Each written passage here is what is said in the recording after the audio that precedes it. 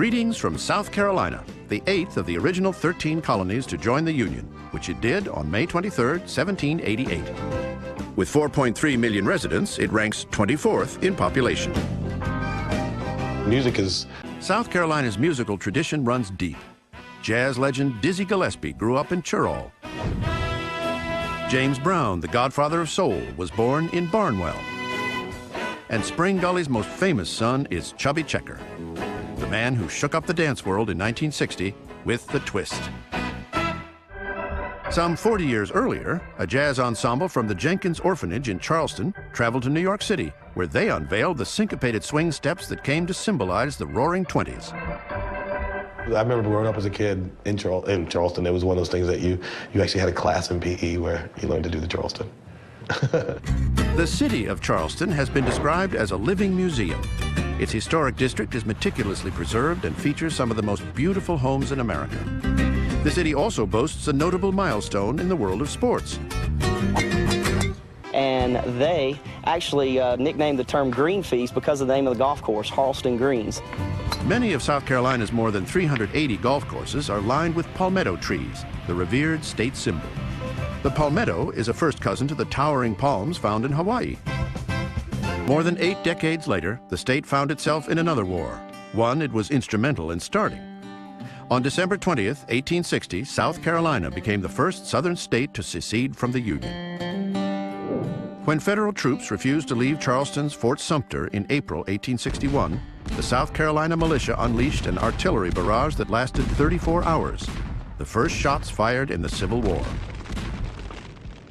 South Carolinians don't mind stepping into a fight. One of the most intriguing episodes in the Civil War was the saga of the H.L. Hunley, a secret weapon that some thought could have changed the entire outcome of the war. The idea came from Horace Hunley, a wealthy businessman and staunch Southern supporter.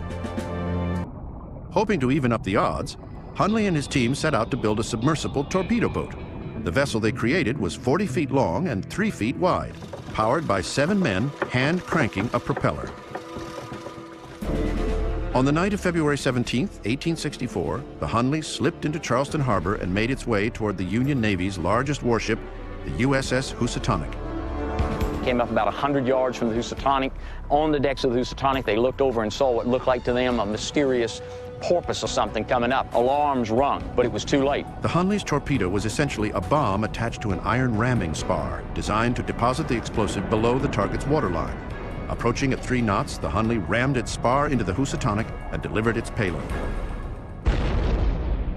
The Union ship exploded and sank. Though it failed to break the siege, the Hunley had launched the first successful submarine attack in military history.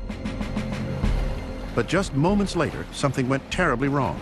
The little sub surfaced and signaled victory, then disappeared. In 1995, 131 years after the Hunley sank, best-selling author Clive Cussler discovered the vessel's resting place in the silt beneath Charleston Harbor. 5 years later, the Hunley was finally raised to the surface. The Hunley was located approximately 4 miles offshore. We had a variety of artifacts that we recovered from inside the submarine, going all the way from the crew. All 8 crew members, we found skeletal remains. We also found their clothing, their shoes. Lieutenant Dixon, the commander, was carrying his pocket watch. Considering it had been on the bottom of the seabed for close to 140 years at that point, it was in very good condition. In April 2004, the 8 members of the Hunley's crew were buried with full military honors in Charleston's Magnolia Cemetery. The Hunley itself still lives in a specially designed tank in Charleston, where archaeologists continue to study the remains of this maritime marvel. Another remarkable historical treasure can be found on the isolated sea islands off the state's southern coast. Here you'll find the direct descendants of slaves who once labored on the island's rice plantations. The distinct culture of these native islanders is called Gullah, a combination of Creole and West African languages and customs. Gullah's bridges weren't built until the early 1950s. The Sea Island Gullah people retained many African traditions, which are evident in their cooking, wood carving, and basket weaving. It's been in my family from my great-grandmother. My grandmother taught my mother. I work along with her. I've been doing it over 40 years. Efforts to preserve the distinct dialect have resulted in a Gullah version of the New Testament. Salt and light. Only just like salt for all people. But if the salt done lost its taste, ain't no way you can make them get a good taste back, Andy. Now for those who are Gullah challenged, the King James Version is printed in the margin. I think keeping your history alive is always important.